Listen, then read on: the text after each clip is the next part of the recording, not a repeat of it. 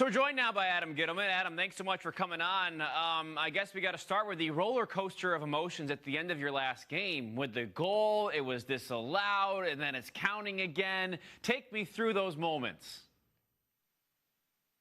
Yeah, we're looking at a situation there where we make a stop after the Water Dogs call a timeout with, less than 30 seconds. And, they throw the ball out of bounds and Scott picks it up. And I'm thinking, with less than 20 seconds there, I can just hold the ball and run the clock out. And, that was my plan as soon as I got the ball from him. And, looking down the field, I start to see a little bit of a mosh pit start to form. It looked like a lot of the Water Dogs defensemen and our attackmen were kind of getting into it. And next thing you know, I see the Water Dogs goalie walking towards that group. And, looking at the clock, there's 5-6 seconds left. And, I think most people who follow professional lacrosse might, remember a situation that might have happened to me in the past. And, I don't think I was really thinking of that at the moment, but I saw the net open and I just decided, hey, I'm just going to let this thing fly.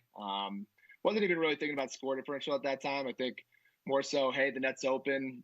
I'm competitive. Let's see if I can throw this in, and just track the ball. And it kind of whirled there on a fly. So was really, really excited for that to happen. And, strangely enough, there was a debacle with the refs. I don't really know what that was all about. So as soon as the game ended, I worked my way over to the official crew with Brian Silcott and Seth Tierney and was pretty adamant about them taking a look at it. They didn't really have a great case. And, next thing you know, we finish up the game, clean up the field. I'm in the locker room and Coach Tierney walks in and lets me know that they were going to count it. And I gave him a big hug.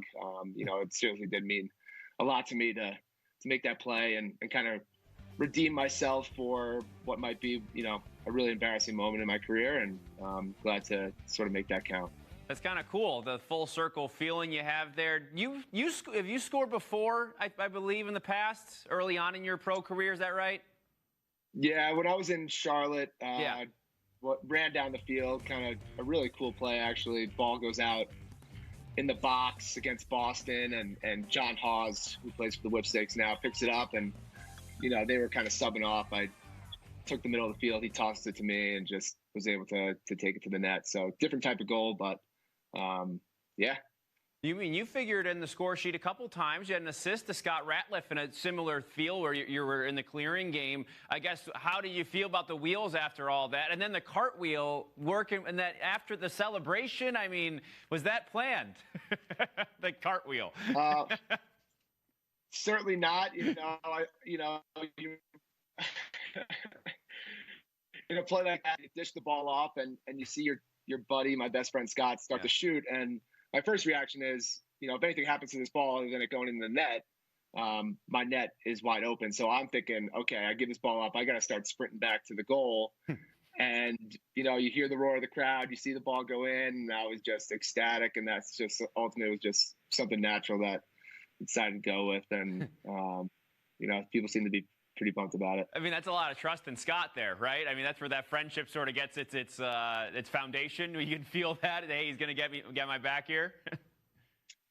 Absolutely, and actually we've made a similar play like that in the past, and this is back in our Atlanta Blaze days. So, I certainly have all the trust in him, and I think the greatest part of the play that I've been thinking about is when I'm running down the field, I see all three of our attackmen simultaneously pointing to him to throw the ball back. And, when you got all three of those guys telling you that and pointing directly where you should throw the ball, you trust that and just put it on a stick. And, obviously Scott's been shooting it well from the outside. So he cans it. And that's just a great moment. And even more special too, just for it to be his 100th point as a long stick midi, which is incredible in itself, to be a part of that with my best buddy. It's a lifetime memory that we'll be able to share, which I'm really excited about. I've been able to hear him speak a couple different times, and obviously you know his attitude, and he's also very introspective. You can tell he's sort of a deeper thinker. Do talks between you guys, do they have a lot of depth? Like, do you go there sometimes? Things get pretty real? Yeah, Scott and I, we have a really unique relationship. We've traveled the world together. Yeah. Ushuaia, the bottom of Argentina, to Portugal, to Barcelona, Sweden, and all that with the Give and Go Foundation. And a big part of that is that we connect on a deeper level, and we have a greater vision for what we hope to do with the sport of lacrosse. And I think that extends into our lives and our lifestyles. And that's really why we're so close. I think we think about things at a deeper level, not just with lacrosse, but that's really why he's one of my best friends. He's a great person that has a special way of seeing the world. Yeah, those connections are really important in life, when you're sort of building the people around you, and what you want to have in terms of another thought process to go around. Like you said, building lacrosse at the same time, in addition to your own life, that's got to be such another prong of the approach, I'd imagine, right? Yeah, we're so lucky to have this platform, being pro lacrosse players and being influencers in our local communities, coaching and educating the youth on the sport. And, what we've been able to do with the Give and Go Foundation has been really special. And that's been a great motivator for us in the off seasons and even during the season to give back to the game. And really excited about what we've done already and what we're going to be able to do, kind of moving forward and giving back and growing the game all over the world. Yeah, and you also recently started the Lax Sports Company, and I wanted to just touch on that briefly while you're mentioning the Give and Go Foundation and some of the different hands and the pots you've got them in. Tell us a little bit about that and sort of the environment and the impact. Of course, we know that all the different waste and plastics make, and you're trying to sort of be careful and solve that problem a bit through this foundation, this company, excuse me. Yeah, absolutely. It's been a really exciting project to start the Lax Sports Company. When 70% of the Earth's surface is covered by water, you hope to protect the ocean any way that you can. And obviously, an international issue is plastic pollution. And to have the ability to repurpose plastic and recycle plastic to make lacrosse heads is an opportunity with the Lax Sports Company that is going to be really special. And what's really exciting about it is that we're going to be able to fuse it with the Give and Go Foundation. One of the prongs of the company's mission is to donate a lacrosse head for everyone that we sell, similar to what you've seen from Tom's Shoes. And so those two are going to be able to work together. We're really excited about that. So we're going to be able to, work to help the environment by recycling plastic to make lacrosse heads, and also basically double down on any lacrosse head that we sell. To give back to the greater international and domestic lacrosse communities.